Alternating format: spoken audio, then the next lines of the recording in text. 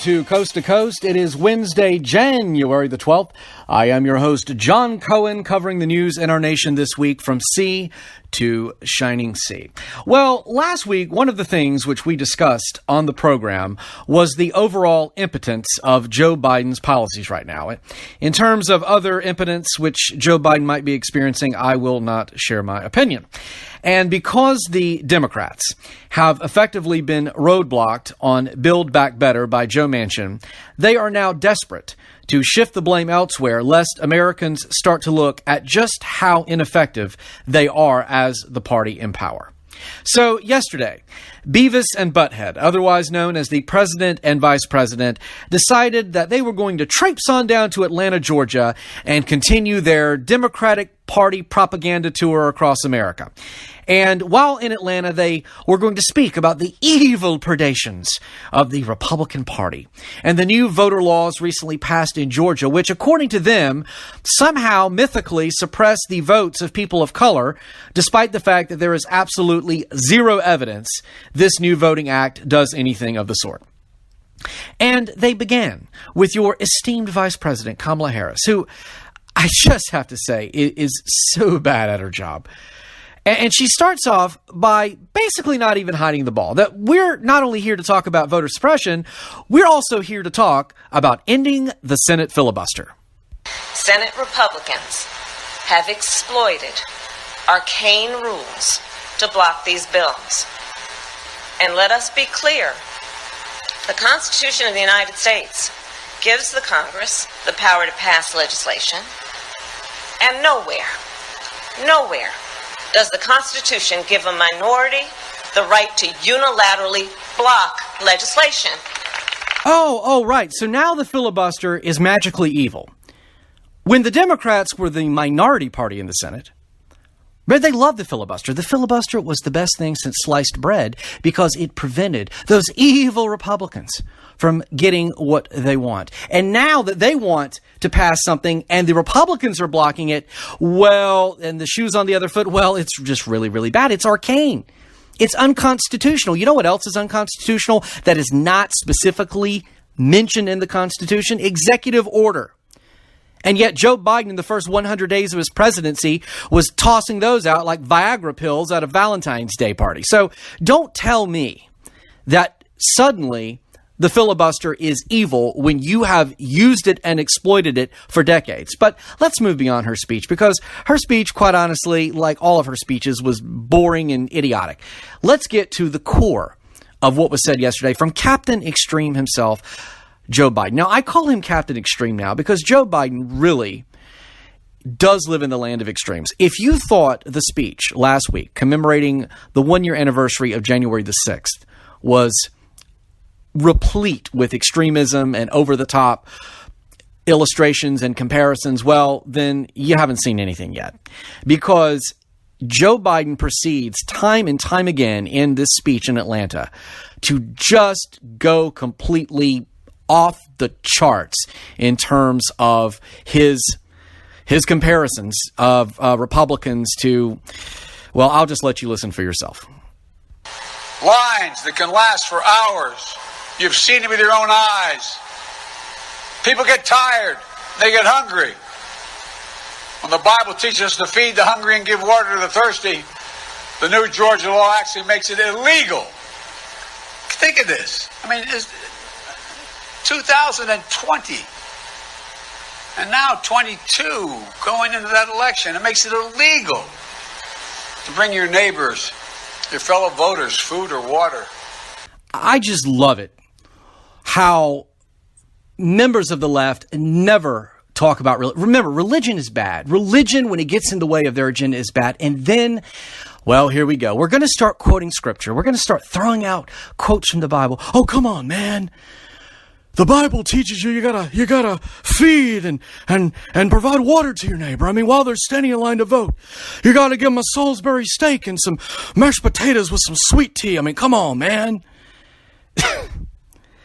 We're going to talk about the supposed water rule in the new Georgia Voting Act in just a moment. But Captain Extreme continues and goes even further. Decide what they want and then do it. That's the kind of power you see in totalitarian states, not in democracies.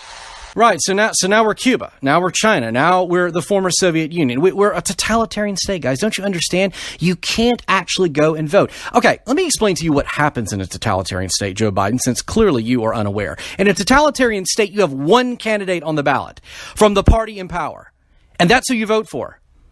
Do you think it's an option to vote for other candidates? No, lest you be killed. Or in the case of Venezuela, you vote for the other guy, and the leader in power just says, you know what, I'm not going to relinquish power, I'm going to stay in power. But remember, we were told that Donald Trump was trying to hang on to power illegally, that he wasn't going to relinquish power, and yet the inauguration came and went, and Joe Biden is your president. But wait, there's more. But to change the Senate rules, including getting rid of the filibuster for this. Ah, yes.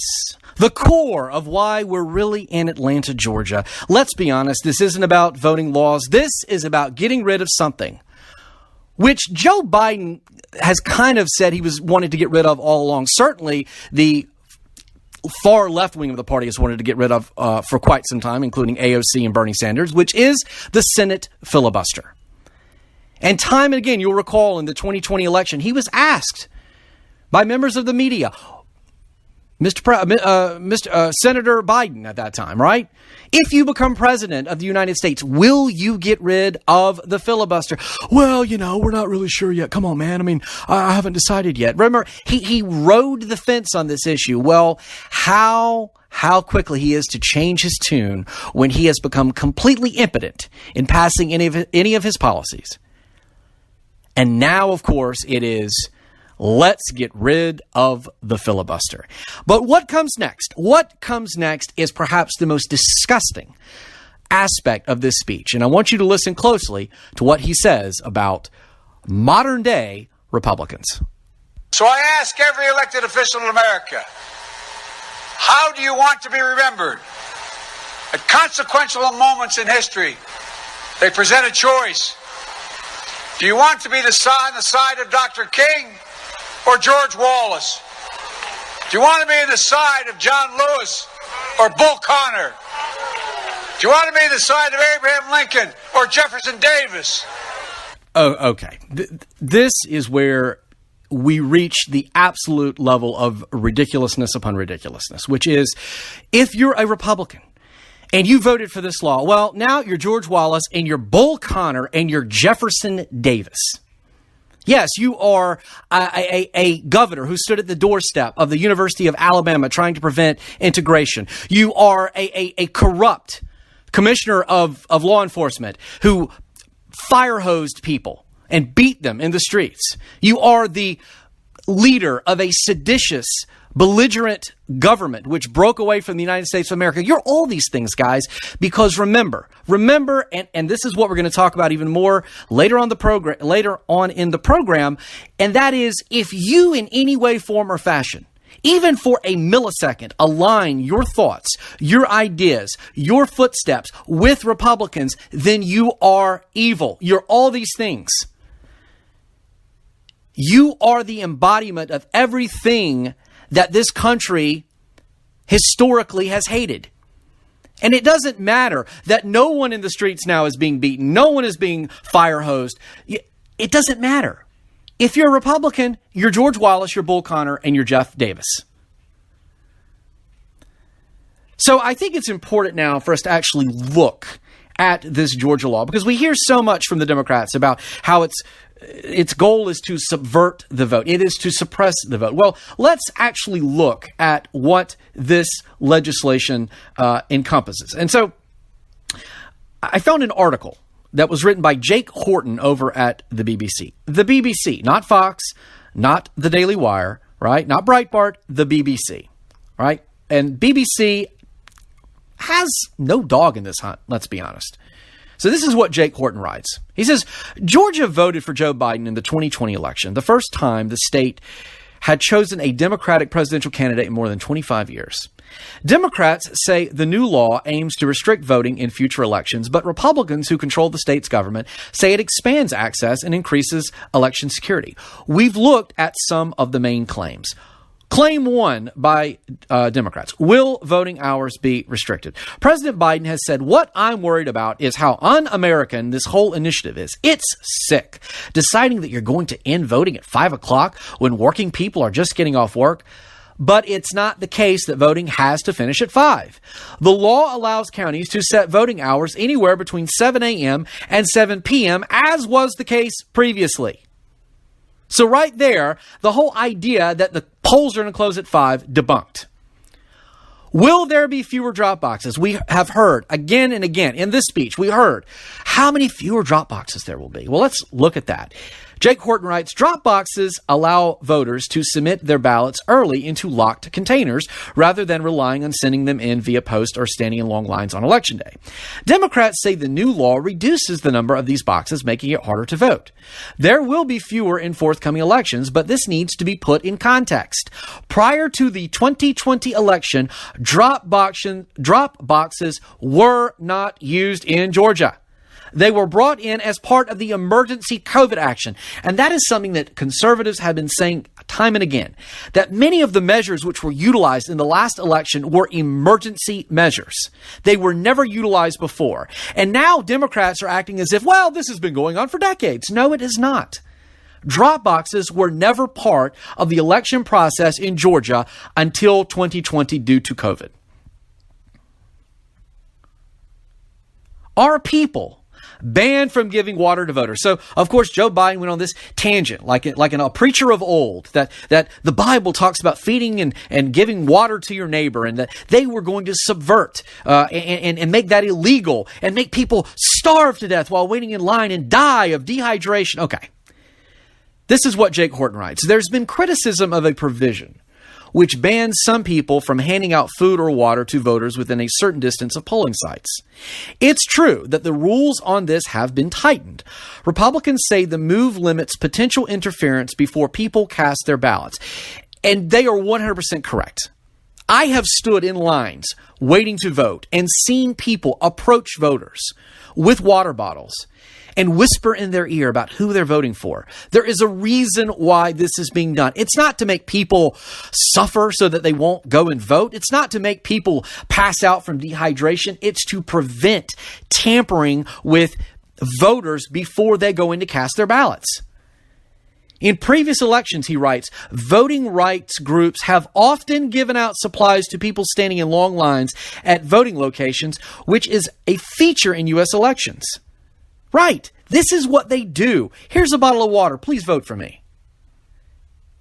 Is that fair? I mean, it's essentially bribing people. I mean, let's be honest. Let's just call it for what it is. It says, although poll workers are still allowed to give away water, other people will have to follow certain restrictions under the new regulations. The law makes it an offense to give away food or water within 150 feet of a polling place. They can still get water. They just have to get water from the poll workers, who are neutral, or supposed to be neutral. What else is in the new law? There are dozens of other provisions, but the tightening of some restrictions around postal ballots has attracted attention. The new law says postal ballots can be sent out to voters who request them 29 days before Election Day, as opposed to 49 days previously. And new voter ID requirements mean signature matching will no longer be used to confirm identities on postal ballots, a method railed against by Donald Trump. Instead, voters will have to provide one form of identification, such as a driver's license or social security number. Proponents of the bill say this method will make postal voting more secure. But critics argue the new measures are likely to disproportionately affect Black Americans, who are less likely than white Americans to have voter identification. But they still have a social security number, so I don't understand what the problem is here. I mean, folks, I live in the South, where there is a very large African American population, and every single Black person I know has an identification card of some kind, and they certainly have a social security number. I mean, my God, I had to call Dish Network the other day, and they asked me for the last 4 of my social to identify myself. It took me all of 4 seconds to do that. Did that in any way, form, or fashion impede me from conducting my business with Dish Network? Then why so would it affect your ability to vote?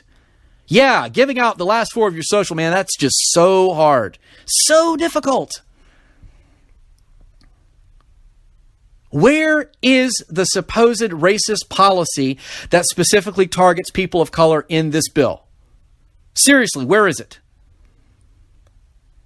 And if your Supreme Court winning argument is going to be based upon the final argument, which I just said, that black people are less likely to have an ID, I have to be honest with you, that it's really a racist statement in and of itself. I think it's racist to assert that black people can't get an ID as opposed to white people. But understand this and understand it well. Joe Biden and Kamala Harris being in Atlanta yesterday has absolutely nothing to do with voting, but everything to do with projection of the psychological sort.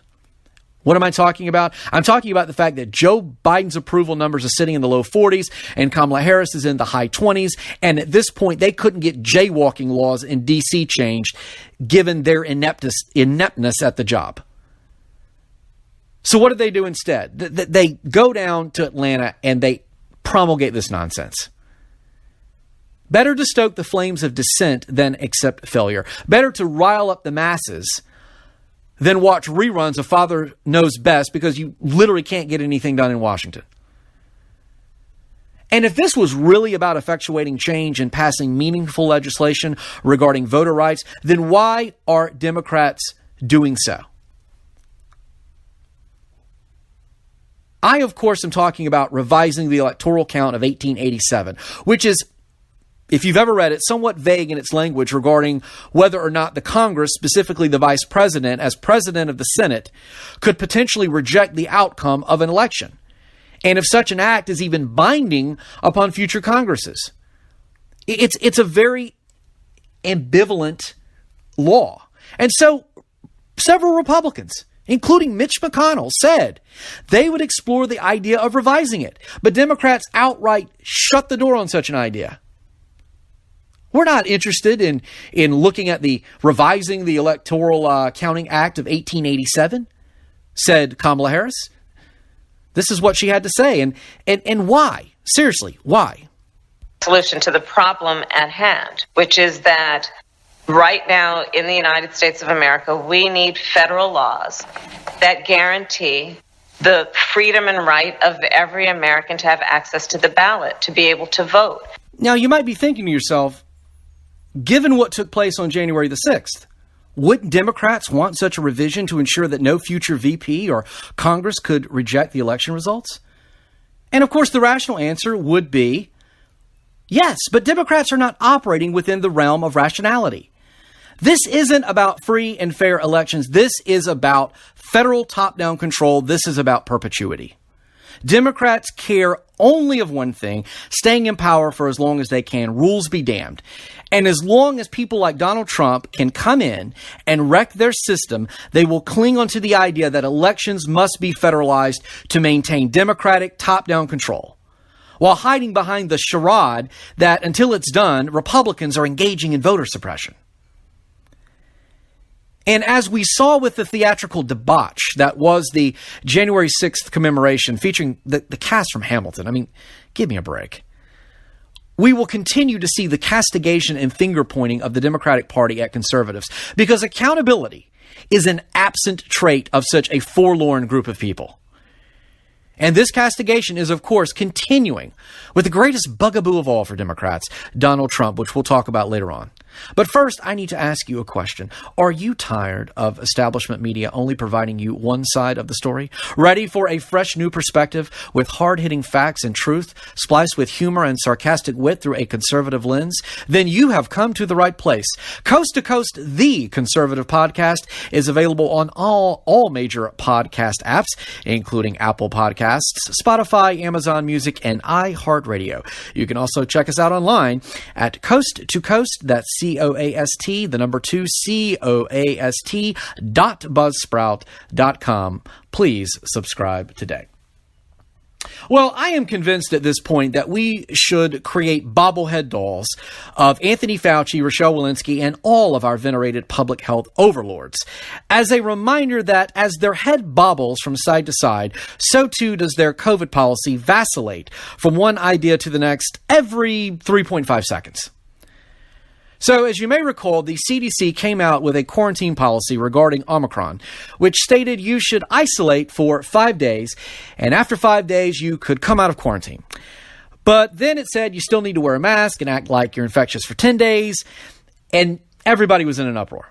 The American Medical Association was in an uproar, and of course, then Rochelle Walensky, who is just unfathomably terrible at her job, had to hold a media telebriefing and explain, well, it's really 6 days because, you see, you can't count the first day. That's day 0, and then you start on the second day. And what we really meant was that this was just for healthcare workers, and the 5-day rule is only for people who are asymptomatic, and this just proves how incredibly inept and bad the CDC is at their job. So bad they are at their job that you've even got Brian Stelter, right? Mr. No-Neck over at CNN poking fun of the CDC. So here's Savannah Guthrie interviewing the CDC director, being very much in touch with the public, recognizing the CDC has turned into a punchline. It is so sad, but it's true. The CDC has turned into a punchline. Watch. All of this mixed messages or new messages has led to a meme on social media poking fun at the CDC's advice. Tweets like, CDC now recommends eating straight off the floor at Waffle House. The CDC now says it's in fact okay to eat Tide Pods. The CDC says go ahead and get bangs. You know, it's amusing, people letting off steam, of course, but is there a larger credibility problem with your agency right now? Yes, there's a huge credibility problem. And I have to tell you, when you're so bad at your job that you got Brian Stelter making fun of you, then you know you've really screwed up. Oh, it's so sad. It's funny.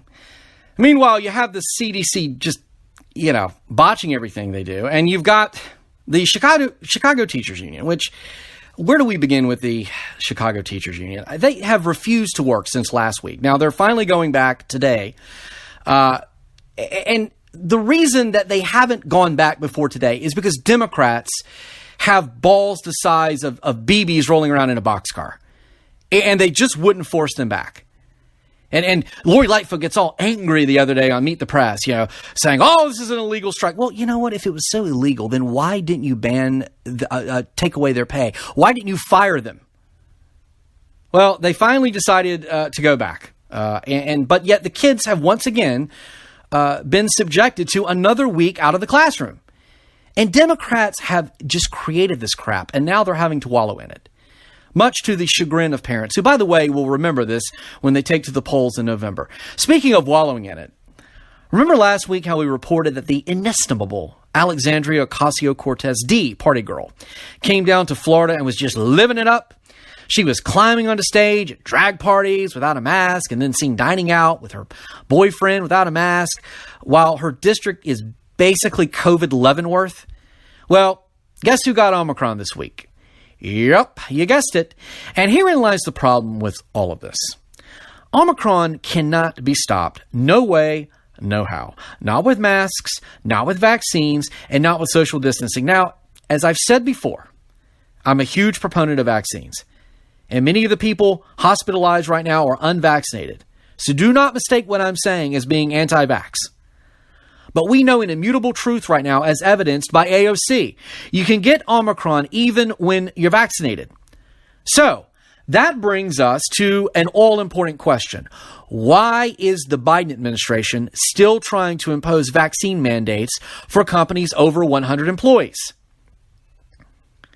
Even though I didn't agree with it under Delta, I could at least see some semblance of rationality because infections amongst the vaccinated with Delta were rare. But with this thing, vaccines are like farting at a comet. You're not going to stop it.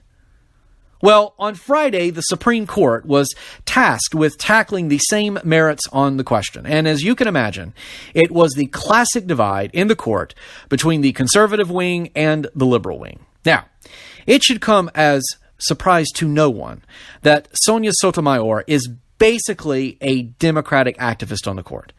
But what she said on Friday is truly mind-boggling. First, she proceeds to throw out fake stats. Hospitals that are almost at full capacity with people is severely ill on ventilators. We have over 100,000 children, which we've never had before. No, we haven't. We haven't had 100,000 children Okay? Liar, liar, pants on fire. Not even close to being true. Okay, we don't have 100,000 kids that have been in the hospital. So bad this statistical inflation was that Rochelle Walensky, in an interview on Fox News, had to literally correct Justice Sotomayor and say, no, we've actually only had 3,500 cases. It is unbelievable that a sitting justice spews out this fictitious nonsense. But then she literally goes a step further and says what I think is probably one of the most atrocious displays of constitutional ignorance I've ever heard or seen from a Supreme Court justice in a very, very long time. This is what Justice Sotomayor had to say about the question of vaccine mandates. It's within the police power to protect the health and welfare of workers. You seem to be saying the states can do it, but you're saying the federal government can't, even though it's facing the same crisis in interstate commerce that states are facing within their own borders. I am not sure I understand the distinction why the states would have the power, but the federal government wouldn't. Really? Did a sitting Supreme Court justice of the United States of America just ask that question? I mean, has the woman seriously never read the Constitution? Because if she had, she would understand there are certain powers enumerated to the states, such as public health policing, which the federal government does not have. And it is truly jaw-dropping that a sitting justice even feigns such ignorance from the bench. And conservatives are constantly attacked by the left when we accuse Supreme Court justices of political activism. But what else are we supposed to think when Sonia Sotomayor starts throwing out completely erroneous statistics and then proceeds to act as if she knows less about the U.S. Constitution than a fifth grader in civics class? But you see, the issue, and this is an intrinsic issue with all the leftist justices, is that if the Constitution conflicts with their personal, moral, or politically driven ideologies, then they can't decide in favor of something. They just can't. This is why most conservative justices are textualists, meaning they interpret the law primarily on the ordinary meaning of the legal text. And even if a conservative-leaning justice is not an orthodox textualist, they still will not agree with the doctrine that text can be completely subverted by personal belief. But for Sotomayor and Kagan and Breyer, it doesn't matter that OSHA doesn't have one shred of authority to impose such a mandate, or that this type of power is enumerated to the states. If they don't personally agree with it, they will dissent. Here's Justice Stephen Breyer reiterating as much. 750,000 new cases yesterday. That's 10 times as many as when OSHA put this rule in. Is that what you're doing now, to say it's in the public interest in this situation to stop this vaccination rule with nearly 1 million new cases every day? I mean, to me, I would find that unbelievable. And the reason that he would find it unbelievable is because he is asserting his own personal political ideologies into this argument. He's not looking at it from a constitutional viewpoint. He's not looking at it from the fact that we are giving OSHA more power than it's ever had and actually violates its charter. We're just looking at it because this is how I feel, so I'm going to vote this way. And for those of us on the right, especially libertarians, the great fear in all of this has little to do with the vaccine and much more to do with longevity. Meaning, if such power is granted to OSHA at this point to impose this vaccine mandate, then when does it end? When does it end? And that is a very slippery slope. Here's Justice Amy Coney Barrett saying the same. When does the emergency end? I mean, a lot of this argument has been about Congress's failure to act. 2 years from now, do we have any reason to think that COVID will be gone or that new variants might not be emerging? And when must OSHA actually resort to its regular authority and go through notice and comment and not simply be kind of doing it in this quick way, which doesn't afford people the voice in the process that they're otherwise entitled to? And she has a very, very good point. Literally 2 years ago, I was in a Zoom meeting, and the question was posed about vaccination status and in-person attendance at events. So being the only conservative in the group, I played devil's advocate, and I asked, well, if this thing is around 2 years from now, are we still going to require vaccination? And I was slammed by other people in the meeting. Oh, how can you ask that question? You're being so melodramatic. We're trying to deal with the here and the now, and you're talking about 2 years from now. Well, here we are, literally 2 years later, and the question is still on the table. And the question of how much power we grant to an organization who has never, to my knowledge, been granted authority to impose vaccines in any workplace is a pertinent one, and one which has long-lasting consequences. Because why stop here? Why not grant labor policy to the FAA or security policy to the FCC? If you want to talk about authoritarianism, which the left just loves to throw out, totalitarianism, authoritarianism. If you want to talk about totalitarianism and authoritarianism, well, folks, this is as real as it gets in real time. It's not about mythical voter suppression laws in Georgia. It's about the overextension of bureaucratic agencies with power in Washington. That is the very definition of authoritarianism. But I go back to my original premise. January the 6th, voter laws, COVID, all serve as the impetus, the partisan political mechanism by which to effectuate one thing: manipulation of power. And the greatest of these manipulations is that if you liked Donald Trump, if you thought like Donald Trump, and especially if you voted for Donald Trump, then you are part of the problem and must be dealt with. Furthermore, this specter of Donald Trump continually haunting our country is one which must be eradicated to ensure a democratic way of life. One of the major talking points of Democrats since really 2016 is that all Republicans are basically pawns in the back pocket of Trump. Time and again, you hear this from pundits on the left, and they precipitously use this rhetoric to demonize Republican politicians.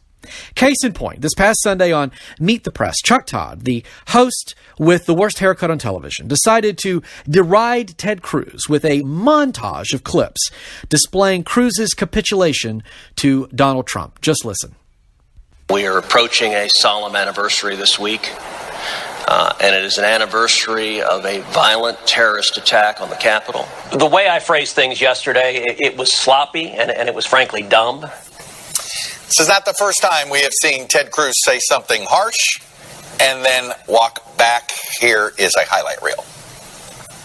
Donald, you're a sniveling coward, and leave Heidi the hell alone. He is laughing at his supporters. He's mocking his supporters because he's lying to them. Do we get behind a campaign that is based on yelling and screaming and cursing and insults? Do you want to turn on the television and see a president, Republican or Democrat, who embarrasses you? This man is a pathological liar, a caricature of a braggadocious, arrogant buffoon. Morality does not exist for him. A narcissist at a level I don't think this country's ever seen. I am honored that President Trump is here endorsing and supporting my campaign, and I look forward to campaigning alongside him in 2020 for his re-election as President of the United States.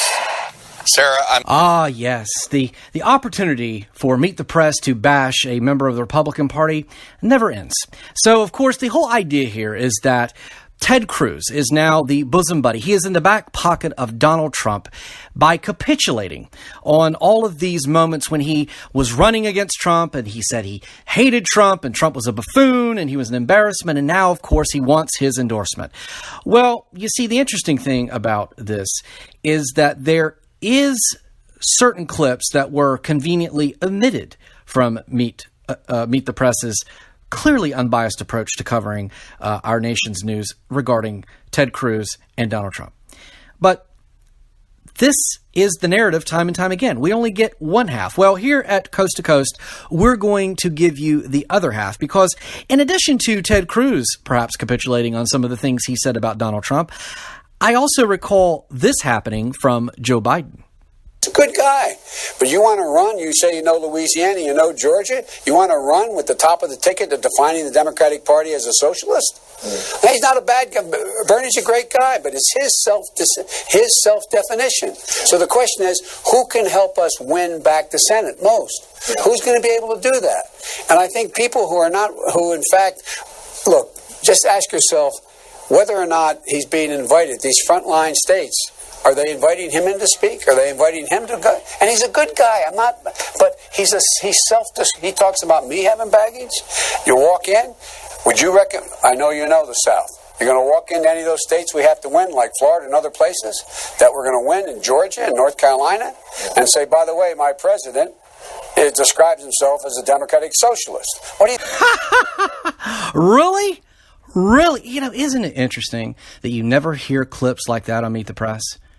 You never see anything like that remotely being presented about Joe Biden. He sits there and he castigates Bernie Sanders. Says Bernie Sanders is a socialist. There's no way that the American people are ever going to vote for someone like that. He gets elected and he becomes a socialist.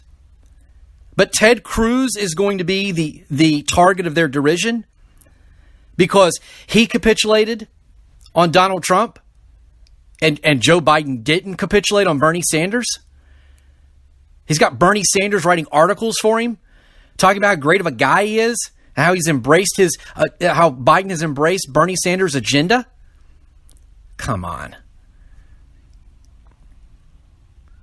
But you see, the narrative from now until especially November and really until 2024 is that all Republicans are in bed with Donald Trump, despite the fact that Joe Biden has completely, as we just heard, reneged on everything he ever said about Bernie Sanders has now basically whored himself out to Sanders and that entire radical wing of the Democratic Party. But Trump must be the formula that is utilized for Democrats because he is the embodiment of evil and mean tweets and violence. Here's Peter Alexander, once again on Meet the Press, conveniently only giving us one side of the story. This burning frustration, as it was described to me by some aides, that they're witnessing this growing number of Americans, 40%, I think it is, of Republicans, who say that it's okay to use violence against the government right now. Ah, yes, 40% of Republicans. But did you notice that Peter Alexander conveniently left out how many Democrats and independents advocated for violence? Well, I have those statistics and figures right here. The poll that he's quoting is from the American Enterprise Institute. And what he did reveal is that 22% of Democrats and 35% of independents said they too support the use of force as a way to arrest the decline of the traditional American way of life. So once again, it's only the evil Republicans which are discussed in relation to violence. Funny, because I remember these things called the BLM riots, which burned entire sections of cities to the ground and resulted in numerous casualties. But remember, guys, Antifa, it's just a philosophy, according to the left.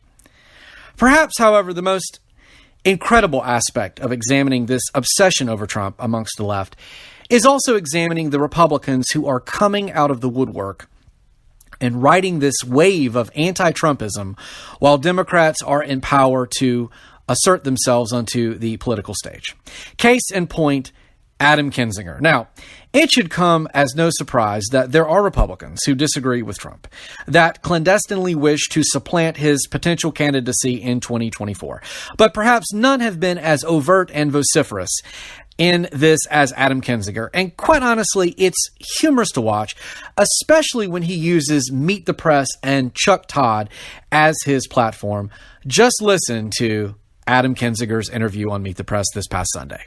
On the one hand, Donald Trump is a symptom of years and years of leaders, profit-driven radio shows, whatever, turning the base into this angry, fearful, victimized group of people who are saying, look, you can never get a fair shot. as time goes by, you're going to lose more and more political power. Keep in mind, Republicans still won just about half of every races. But then Donald Trump came along, and I think unintentionally, because I think he just wanted to be, that guy, unintentionally got in front of a wave where people wanted somebody to blow stuff up. I think it's a little of both. I think it's fed off each other. The problem is leaders have to now interdict this fear and anger cycle, and they're not doing it. They're instead hiding. The problem you have, though, is the information echo chamber, if you will. You have sort of misinformation peddlers that, people say, you in the media need to stand up and tell the truth. Well, there's a good portion of us that do, but 30% of the country doesn't watch it. You've got an algorithm that Facebook is essentially mainlined this garbage into people's intellectual veins, if you will. How do you change that? I wish I had the answer, because that is, especially in the last year, something that I've been even increasingly more concerned about. I always believed there would be enough crossover that truth would kind of prevail. Yeah. The last year has taught me that there are people that live in a totally different reality. All I can do is tell the truth and talk about the abuse. Because I think if people wake up to the fact that they are actually being financially, emotionally abused by leaders, maybe that'll be enough to awaken this change. But I'm going to tell you, if there's nothing to interdict this cycle in 5 or 10 years, we're in trouble. Let me move to the January 6th committee, and I know you're always very hesitant to get in front of the chair and the vice chair, so I'll get that caveat out of the way. If you got no more information submitted to this committee right now, how much of the story do you think you have? I think a significant part. I think where we're at right now, we know a lot of the narrative. And as I've said, I think the most important thing is not even the day of January 6th. It's what led to it. We have a lot of what's out there in the public venue, what the president himself said. The fact that he was watching for 3 hours on TV, probably gleefully while this happened. So I think if everything shut down today, we'd be able to put out a powerful and substantive narrative. We still have more information, obviously, we want to get. The president was watching gleefully, and there you have it, folks. And that's why I wanted to play all of that interview up until that point. Because I think it's important to understand that what Adam Kinzinger is doing here is pretty obvious. He is trying to, surprise, surprise, distance himself from Donald Trump. He, too, by going on Meet the Press and talking to Chuck Todd, of all people, is trying to create the Bugaboo, right? He is trying to make Donald Trump the evil predator that we must all distance ourselves from. If you say all the right things on Meet the Press, if you are complicit with the left, if you are answering all their questions, much to their joy, then it should raise an eyebrow. When they are agreeing with you, you should ask yourself, what am I doing? But Adam Kinzinger knows exactly what he's doing. And the reason that the eyebrow of incredulity is being raised is because there are ulterior motives. In fact, the ulterior motives are so obvious that unless the entire right hemisphere of your brain is not functioning at this point, you don't understand what Adam Kinzinger is trying to do here. Chuck Todd obviously gets it, and he even asks him the question. Who would like to see the Trumpist wing out of the party, who want to see you run for something and combat this and push back. So what are you running for? Well, look, I think that was part of the battle is like, do you stay in the House? Do you deal with every day the kind of stupid arguments we have that are the same and trying to get your 200 views on C-SPAN by arguing on the House floor? That's an important role. I've done it for 12 years after this, and I'm more passionate about the country. What is that role next in terms of running for anything? I don't know. Oh, he doesn't know. Yeah. He knows exactly what he's doing. He knows exactly what he's running for. And watching someone like Adam Kinzinger go on Meet the Press and play these games is just going to hasten his demise. Conservatives don't respect these coy endeavors to garner support from the left by being an anti-Trumper. Now, I'm not saying you have to view Trump as the Messiah, but you can't pretend that you're the fresh new face of the party, simply wanting to return Republicans to their historic norms while secretly craving power and political ascendancy by dumping on Trump. People see through that crap and they're not going to vote for you. This is what the left needs to understand. Trump is to America what COVID is to public health. Neither one is going away. Obsession over COVID is backfiring for the left, and on the same note, so will obsession over Trump. The more he is the bugaboo of the Democrats, the more he'll gain support. Because I have said this along with several other conservatives like Shapiro. If Donald Trump in 2016 had taken his cell phone and he had tossed it in the toilet, if he had stayed off Twitter, he'd still be the president of the United States. And the fact that he's not on social media now is a blessing in disguise for him, because now he's being romanticized by conservatives. And as such, his numbers are stronger than ever. Both Biden and Harris would be destroyed by him right now if an election took place according to current poll numbers. But I want the recipe that Democrats have cooked up to be breakfast, lunch, and dinner for them until November. Keep pushing COVID pandemonium and indecisive policymaking. Keep kids out of school. Push CRT and the existence of supposed voter suppression. Keep failing in the economy. Let members of your own party like Joe Manchin stand against your radical bills, thus stagnating your legislative endeavors. And most importantly, make Donald Trump your bugaboo, please. Perseverate over his evil predations and let him occupy every waking moment of your thoughts. I want this to be the Democratic Party platform from now until November, and I think you know why.